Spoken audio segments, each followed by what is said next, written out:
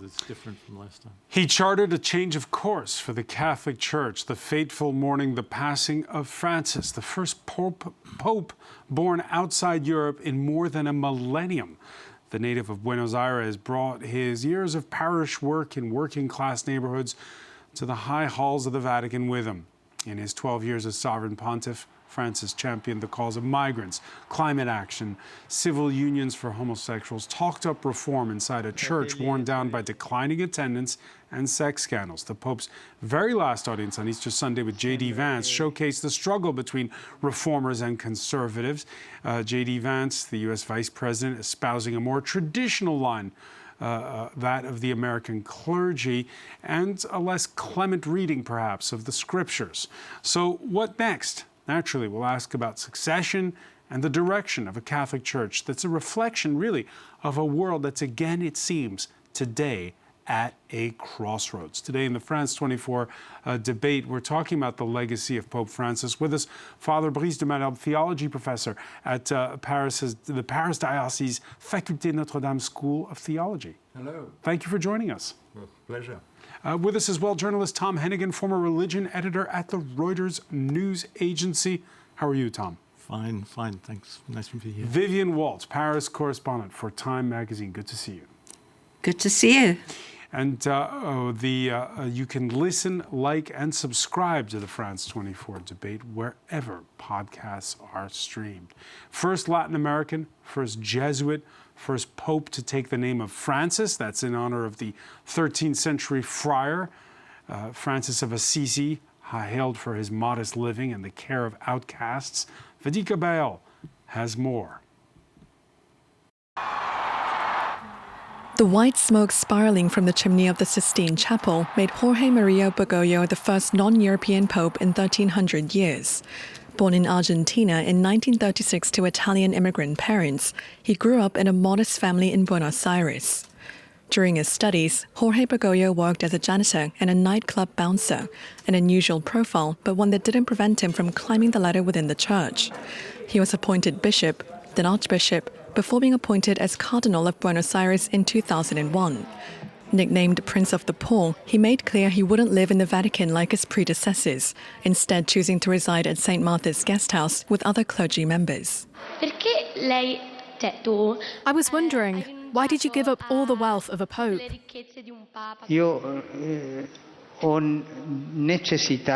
I have a need to live among the people. For his first visit outside Rome, the pontiff chose the Italian island of Lampedusa, where thousands of migrants died attempting to reach its shores. Pope Francis also spoke out for societal stances like homosexuality. If a person is gay and willingly seeks the Lord, who am I to judge? Whilst it was a change in message, it wasn't a change in doctrine, as the Vatican reaffirmed that homosexuality is a sin. Pope Francis's statements have been controversial within the Catholic Church, who have tried to maintain unity within it. In February 2019, the Pope held an unprecedented international summit, where he said that the Church was ready to take responsibility for abuse against children. The Church will do whatever is necessary to bring to justice anyone who has committed such crimes. Pope Francis also emphasized a more inclusive Catholic Church, but this earned him criticism of conservatives who accused him of diluting the Church's teachings. And a stinging criticism of the Curia, the Church's central government, meant many in the Vatican have long wanted to see him go.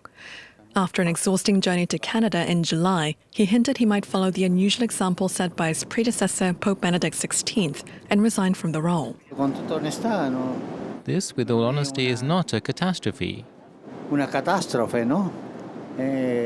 can be a change of popes. For his critics, Francis did not behave like a pope should, but his supporters will remember him for his simplicity, vibrant personality, and his empathy for the poor. A break with the past with this Pope. And again, if you're just joining us, we have just had a Mass at Paris's Notre-Dame. There's one taking place at Westminster. There you see images from Kinshasa at the bottom of your screen. And, of course, St. Peter's Square in Rome in this Jubilee year on an Easter Monday. Father Brice de Malherbe.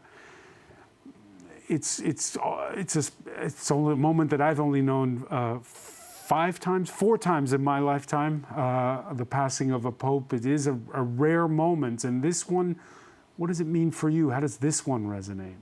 Well, you know, it makes me think of when St. John Paul II passed away, because it was more or less the same period of Easter. And I think it's significative that the last words of Pope Francis was Happy Easter, which is really the core of the mission of the Church, to say, okay, Christ, we believe he is really the Redeemer, and Easter is the resurrection of Christ, which brings hope. You know, the Holy Father had just last December began the Jubilee of Hope, and I think it's one of his last messages to the world, to say, okay, we're full of crisis, economic crisis, conflicts in the world. Let's work on it, but let's have hope.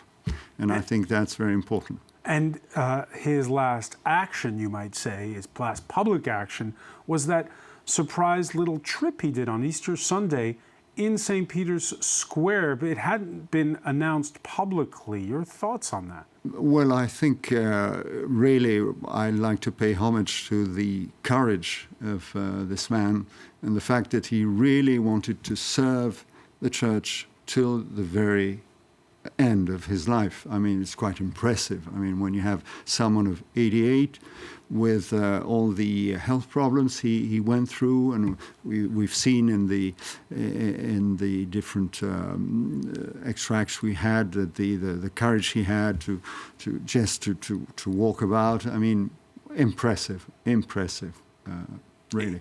Tom Hennigan, is it a moment of surprise? After all, he'd spent 38 days in hospital starting in February, or not?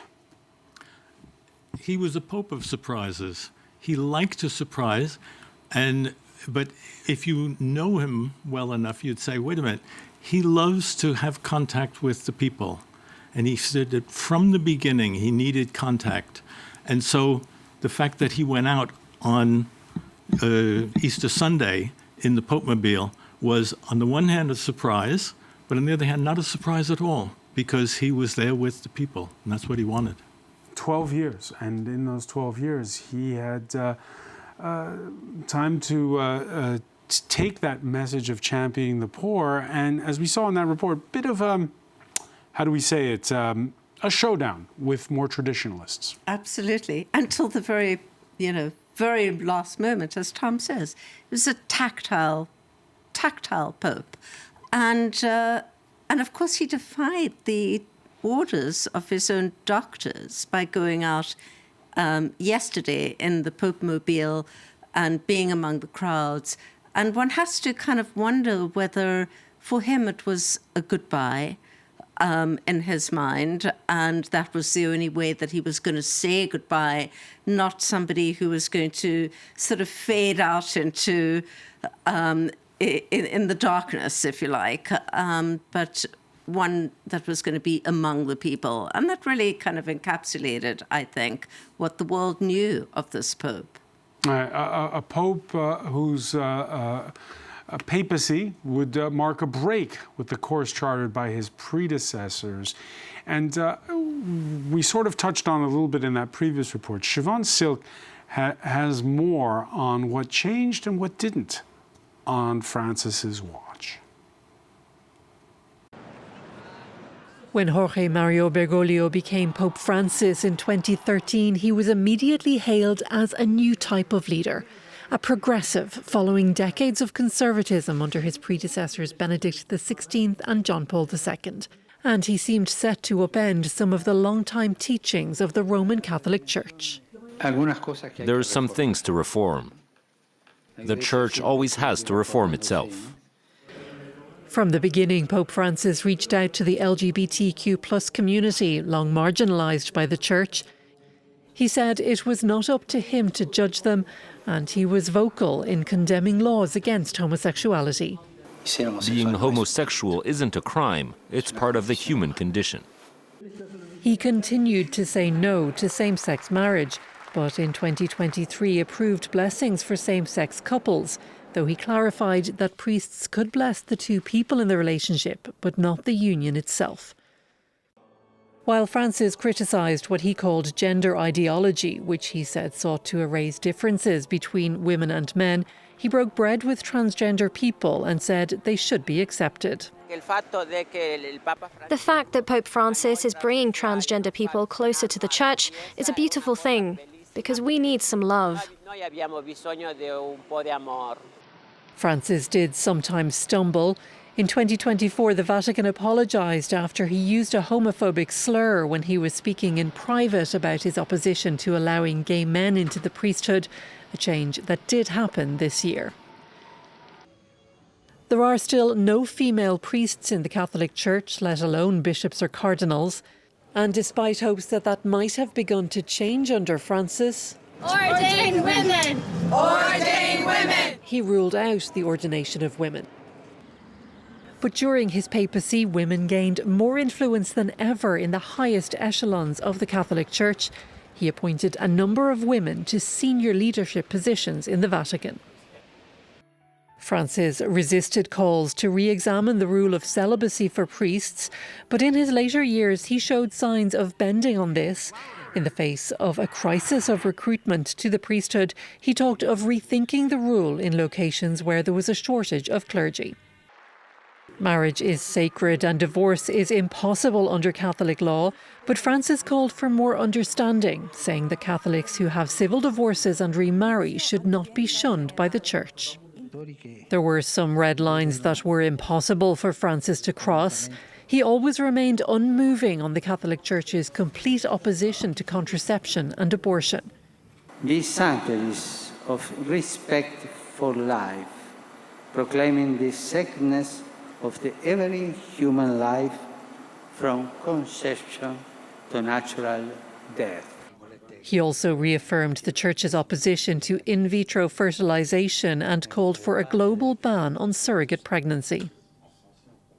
A child is always a gift and never the object of a commercial contract. Francis may not have been the sweeping reformer that progressive believers had hoped for, but the late Pope changed the tone of the Vatican. He helped people who once believed the Catholic Church had no place for them to feel more welcome. And he pushed the institution to live up to the meaning of its name, the Universal Church.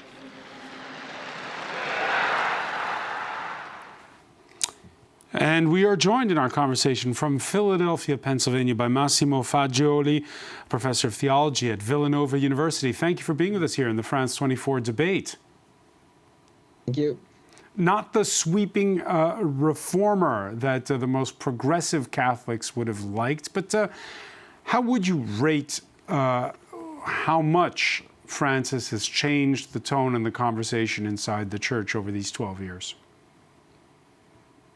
He was a reformer not by the book, not by changing books, but he was a reformer in the sense of opening up to conversations that until 2013 were forbidden or taboo or uncomfortable, and now they have become really part of the official conversations of the Catholic Church. The most important thing he did was that he made clear that Catholicism is not a Western ownership, is not a European franchise with some local adaptations. It's something really global. And this means a series of things at institutional level, cultural, theological, but also on issues like environment or capitalism, with radicalism that made him persona non grata to some politicians, some intellectuals, in ways that were not predictable, in an easy way before he was elected. Was this a surprise for you? Did you expect him to be that way when he was the one that was chosen? It was a surprise for many, also because he was a Jesuit, also because he was not an insider of any circle within the Vatican, not even within the Jesuits, to be honest. But conclaves are often sources of surprise. What has been most surprising for me as a European working in the United States has been the violence of the opposition against him almost instantly, a few days, few weeks after he was elected. That was the most surprising thing that I've seen in this pontificate. That's interesting. Father Brice de Malherbe, the reaction there from Massimo as an Italian living in the United States to see that right away, this sort of polarization that he witnessed being in the United States, where the church is more traditionalist. Yes, of course. I think two words are important, of course, a lot of others, but to understand Pope Francis's teaching is justice and mercy. You see, justice, social justice, which means at the same time taking care of migrants and taking care of the unborn child. It is a profound unity, you know, to see this importance of the attention to all vulnerability, and then mercy. Say, okay, we're all called to holiness, we're all called to perfection, but we all have trouble, you know, on our way to holiness and perfection. So there is not a club of all the good ones and then the bad ones, but we all have to have this understanding, as it was said in the previous. And is Massimo Fagioli correct when he says that he opened the church to conversations that the church did not have before? Absolutely, absolutely. Synodality, of course, is another great word of saying, okay, let's not put aside, you know, the difficult questions and sort of pretend they're not there. Let's. It's a very Jesuit way of doing things. You know, just everything has to come to light, and then you have discernment. Okay, what can be done? Where can we move? What can't we accept? And let's go forward that way. And if we're not exactly on the 100% right line, well, never mind. We're trying to advance. Tom Hennigan, explain for us what it is, a Jesuit, and whether being the first Jesuit Pope is perhaps as important, more important than being the first Argentine Pope. They're both important. It's hard to say. If you're a Jesuit, as Father says, you like discussion, you like different opinions. They let, within the Jesuit order, they allow a lot of debate. At a certain point, then they say, okay, fine, and then the decision is made, and then there's obedience comes after that. What Francis did was first bring that into the regular church, into the Vatican and the stodgy old church. And secondly, as an Argentinian, he brought a very different view of world affairs, a very different view of the church in the world to the Vatican than people had before. It had been a monopoly of Europeans before that. And suddenly you get an Argentinian who, for example, would not take sides between Ukraine and Russia. He never denounced Putin for invading Ukraine, because as you've seen from further apart, you get a different view of things. So both of those were important. Is that, when it came to Ukraine and Russia, was it also because of his trying to get this idea of an ecumenical understanding, being the first pope to travel to the Arabian Peninsula, for instance? Yeah, sure. The ecumenism was very much a part of his outlook, and therefore the Vatican would have a different foreign policy from a Western country, for example, even though it's physically in a Western country. Back in 2016, the Pope performing the foot washing ritual for asylum seekers at a refugee center near Rome, and that in defiance at the time of anti-migrant rhetoric in Europe and the U.S. Let me ask you this, Vivian Walt. Those the Time magazine, I know, has been showing those images from 2016 as significant.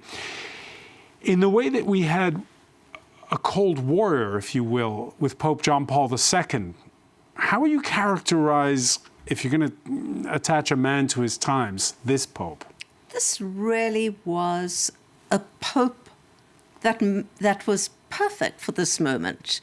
Not just, he wasn't only the first Pope to come from the Southern Hemisphere, although he was actually just first generation. Let's admit that. He's the son of Italians. But he was also the first Pope in an age of true global communications. And that gave him access immediately, instantaneous access to hundreds of millions of Catholics around the world in a way that his predecessors never had. If they Because let's talk about this. It's 2013 when he becomes Pope.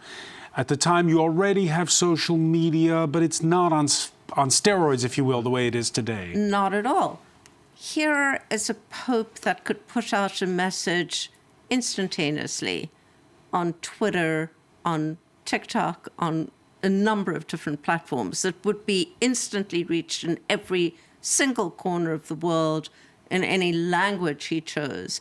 And I think that was really, really crucial at a time when the Church had undergone years of scandal and decline, as Father Brice was sort of, mentioning, that declining numbers, that he could reach just vast numbers of people with a message that at the same time ran exactly counter to a message that was coming out of Washington, out of certain capitals in Europe that were very anti-immigrant, anti-migrant. And he pushed another line, which was climate. He's been very vocal about a ceasefire in Gaza, issues that might have been seen as not the role of a pope, became very much his message. Let's go now to St. Peter's Square and France 24 correspondent Seema Gupta. Seema, we see the faithful have been gathering for a rosary service, a rosary prayers mass. Exactly. I mean, essentially, it's a vigil, if you like. When someone does pass, they pray the rosary, and the Vatican announced that at 7:30 local time, people are invited to turn up at St. Peter's Square and to participate in this a collective mourning, if you like. There's been a death in the larger family, in the family of Catholics around the world. And so the feeling is that people will want to come and pray together. I have been speaking to people gathered here. Obviously, it's Easter Monday. It's also the Jubilee year. You have lots of tourists, lots of pilgrims, and Romans as well, all wanting to come here. Many said that they were shocked when they heard the news. They felt it was necessary to make this appearance here at St. Peter's Square, which is just behind me. They're entering the square slowly, and that prayer vigil, the rosary, will begin at 7:30. At 8 p.m., just half an hour after that, we understand from the Vatican that inside the Vatican, they will be moving the body of the Pope into the coffin. That, of course, a very significant moment. And also, perhaps later on this evening, as soon as they know the specific cause of death, he possibly will be examined by doctors.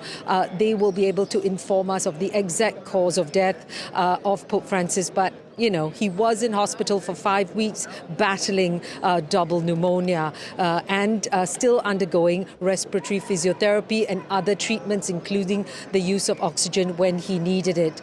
So clearly he was in a weak state, an 88-year-old man, but right now the moment is really about prayer. Prayer together to remember the life of the Pope and to mourn together.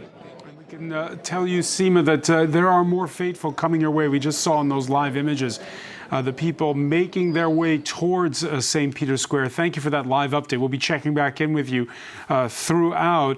Tom Hennigan was talking earlier about this notion of dialogue. Is it antithetical to what Vivian Walt was saying? Because in the age of social media, does that lend itself to dialogue or to echo chambers? That's a good question. What I do find is that very often people misunderstand the Catholic Church because they think in terms of left and right and in political terms. And the Church teaches things that to a politically minded person would seem like partly conservative and partly very liberal. And so it's hard to say. Is social media the way to get across? It's certainly effective partially. We see that, for example, in in the baptisms here in Europe. There's more and more young people being baptized, becoming Catholics. Why is that? And part of it is they say is social media. We don't know, but. It's a good question. All right, so people's politics sort of projected when they look at this moment. We talked about the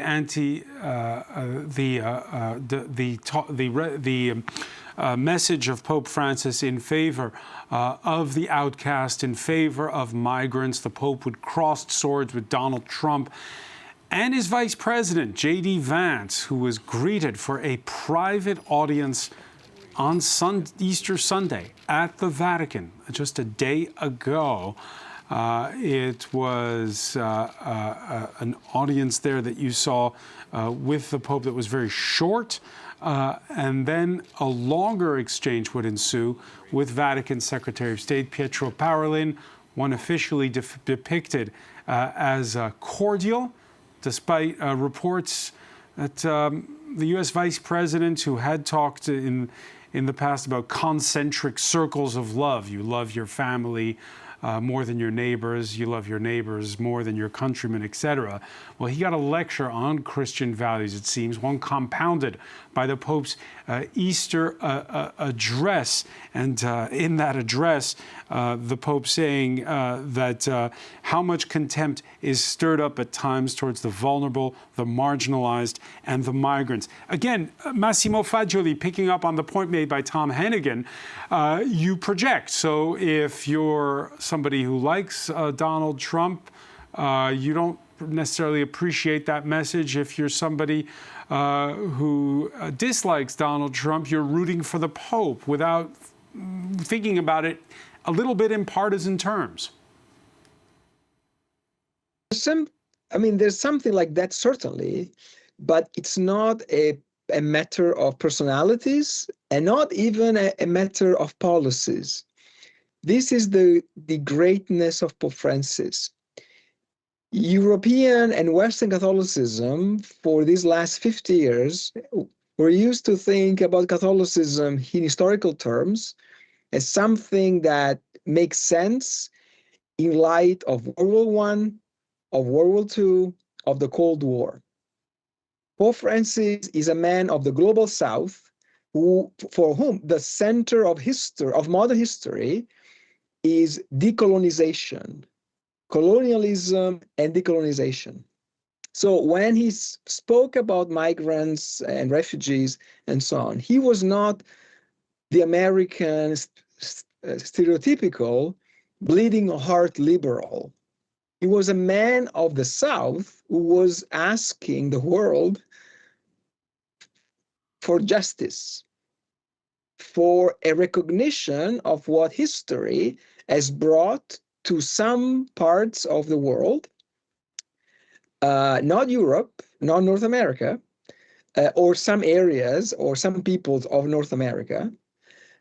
This is the great clash of narratives. And so here, Pope Francis and Trump paradoxically had something in similar, because they were two different kinds of populists, okay?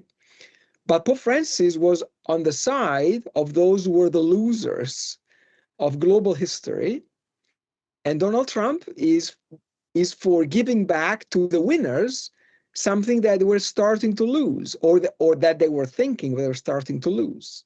So the meeting with J.D. Vance of yesterday was highly symbolic, because it came 2 months after the letter of Pope Francis to the US bishops, was one in a century document, because Pope Francis was clearly rebuking J.D. Vance's nationalist theology of migration and so on. So the big story geopolitically of this pontificate is a new global Catholic Church rising from the Vatican, and the United States, which is grappling with its identity crisis.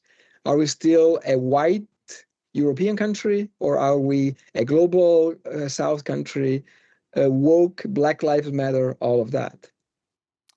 Father among your students, among your parishioners, is that how it's seen? This sort of fight between the view of the global South versus the view of the Europeans, if you will, or the... Well, the situation, of course, as most of my students come from Europe, the situation and the analysis is a bit different from that on the other side of the Atlantic. But definitely, the Pope Francis has, and especially for us here in France, made it clear that the center of the Catholic Church is not Italy, is not France, is not Europe. That we have to think not in terms of center, and then all the rest has no importance. But on the contrary, to say the smallest community of Catholics in Mongolia, in Papua New Guinea, has the same importance as communities in France or in Italy. And it's a whole. And that we all have to learn from one another. Hence this Pope that goes to Corsica, first one ever, but not for the reopening of Notre Dame Cathedral. For instance. Is that the message he was sending by doing that? I think so. I think so. Yes. To say, of course, the Papal Nuncio was there in Notre Dame and read an important message from the Holy Father. But indeed, to say, look here, chaps, you have to listen to everyone. You talked about social media.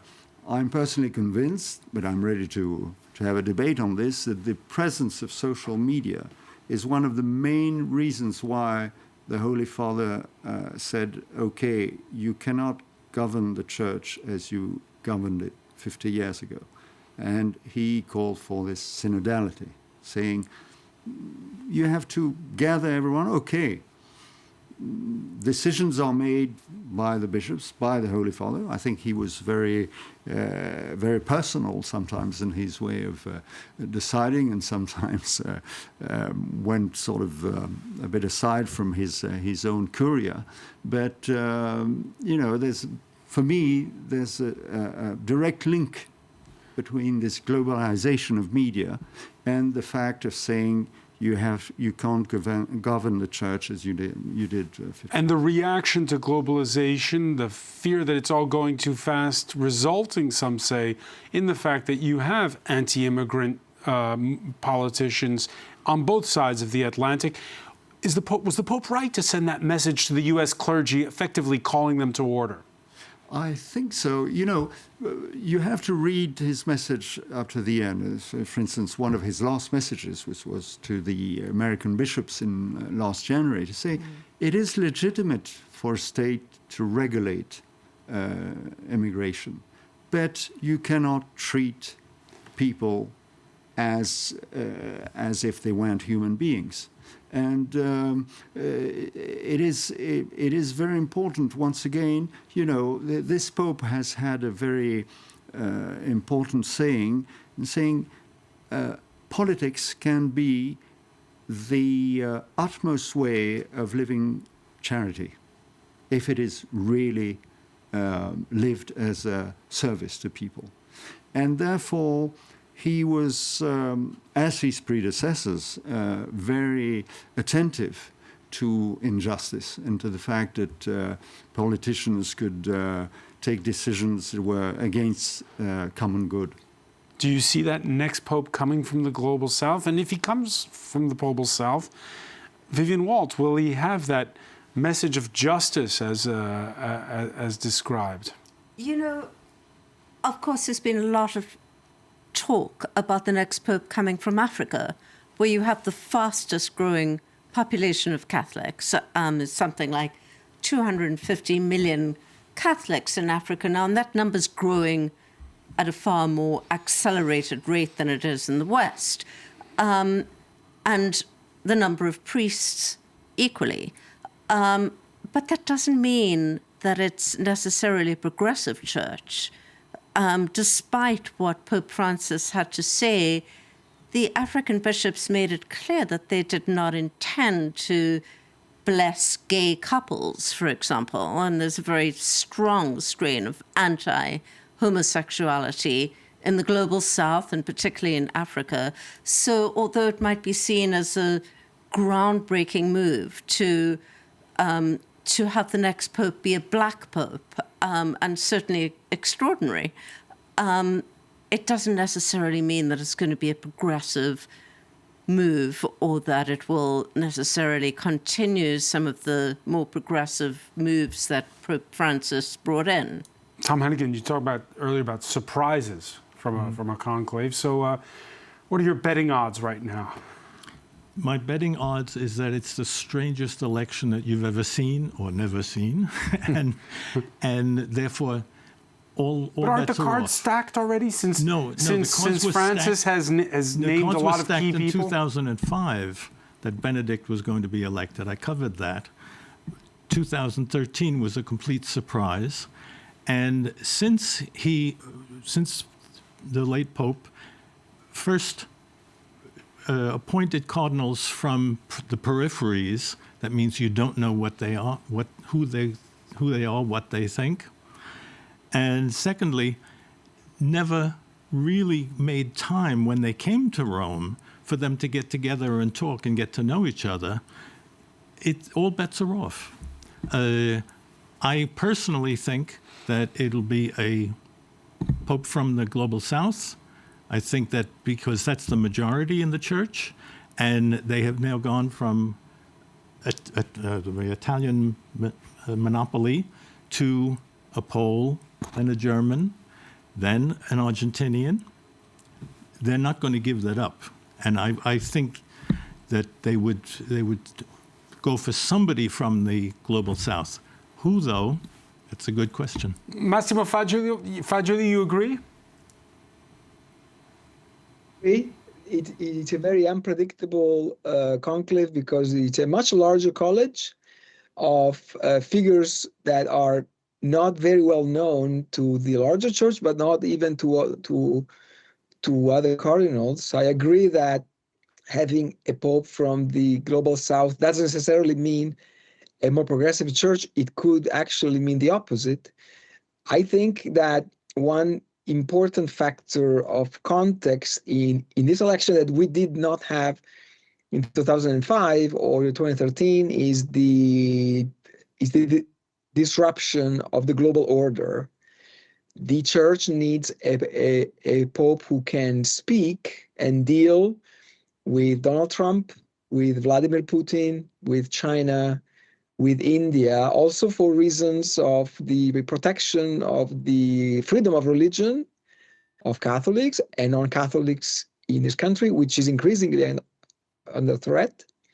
So it's an unpredictable conclave because, as Tom was saying, he has enlarged the college, but he had called them much less frequently to be part of the government of the Catholic Church. It's something similar that we saw in the late 16th century, actually, when we have a kind of a demotion of the role of the cardinal from a senator to a minister.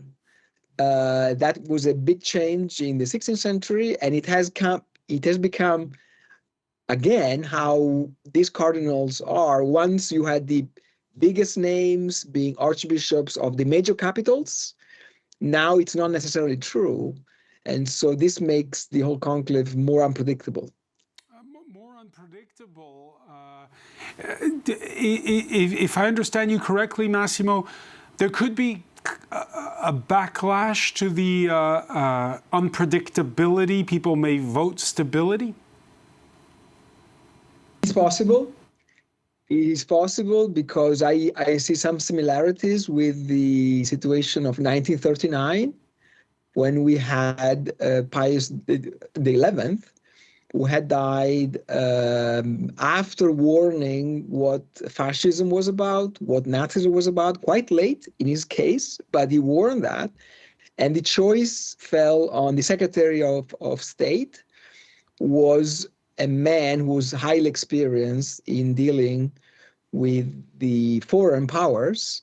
I think that it's now a different situation, but with some similarities. So the situation of global disruption might make some cardinals think that we need a more traditional figure, more institutional, an insider maybe. It's one possibility, but there are so many unknowns. Much will depend on what kind of narrative shapes up in the next couple of weeks, on the legacy of Francis, on the situation of the church, and talking about social media, if there will be attempts to interfere with the conclave by trying to discredit some cardinals. This is something that has been tried in a non-conclave moment in previous years. So we should be ready for some kind of interference, similar to what we have seen in the US elections in these next few years.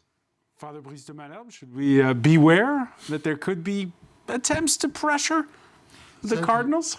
Certainly, but I think one of the last messages the late Pope has left us is hope. This Jubilee of hope. And therefore, I have no idea who will be elected, but I know that in faithfulness to our Savior, Pope Francis has called us for hope, so I have hope. You have hope. His message over the years, and what's the one that will, we just heard it from Massimo, what's the one that will resonate? Again, this idea of the message of the global South. The global South, which isn't all peace and love at times. Once during an exchange with reporters on a 2015 trip from Sri Lanka to the Philippines, on board the plane, the Pope said, "It's true that you cannot react with violence. But if my aide, Dr. Gaspari, who's a friend, badmouths my mother, well, take a listen." Se il dottor Gasparri, grande amico, mi dice una parolaccia contro la mia mamma, ma gli aspetta un pugno. Ma è normale. A punch would be coming his way. It would be normal, Vivian Walt.